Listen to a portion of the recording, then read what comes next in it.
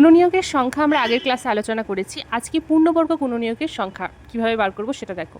কি করব, সর্বপ্রথমে 729কে লসাগু করে নেব। তাহলে 3 দিয়ে দিলে হচ্ছে 243। দেখো আবার 3 দিয়ে দিলে হচ্ছে 81, 3 দিয়ে দিলে হচ্ছে 27, 3 দিয়ে দিলে হচ্ছে 9, 3 দিয়ে হচ্ছে 3। তাহলে দেখো, তাহলে এখানে আছে 6টা, তার মানে 3-এর মাথায় 6 লিখতে পারি। ঠিক আছে, 3-এর মাথায় 6 মানে 3 স্কোয়ার গুণ 3 স্কোয়ার গুণ 3 স্কোয়ার আকারে লিখতে পারি।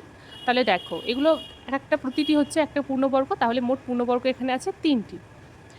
পরে আরেকটা দেখো, বলেছে 500-এর মধ্যে কটি পূর্ণবর্গ গুণনীয়ক আছে।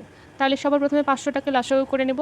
5 বাদ দিলে হচ্ছে 100, আবার যদি 5 বাদ দিই তাহলে হচ্ছে 20, আবার 5 বাদ দিলে হচ্ছে 4, তাহলে 2 2, তাহলে হচ্ছে 5-এর কিউব ইন্টু 2 স্কোয়ার। তাহলে 5-এর কিউবের মধ্যে একটা 5 স্কোয়ার আছে আর একটা 2 স্কোয়ার আছে, আর বাদ বাকি 5টা লিখলাম। তাহলে দেখো স্কোয়ার রূপে 2টি আছে, 5 আর 2, ওই জন্য 2টি আছে। পরে আরেকটা দেখো, বলেছে 720-এর মধ্যে কটি পূর্ণবর্গ গুণনীয়ক আছে। কী করবো, 720টাকে লসাগু করে নিচ্ছি। তাহলে 2 দিয়ে দিলে হচ্ছে 360, 2 দিয়ে হচ্ছে 80, 2 বাদ দিলে হচ্ছে 90, আবার যদি 3 দিয়ে দিই হচ্ছে 30, 3 দিয়ে দিলে 10, 2 দিয়ে দিলে হচ্ছে 5।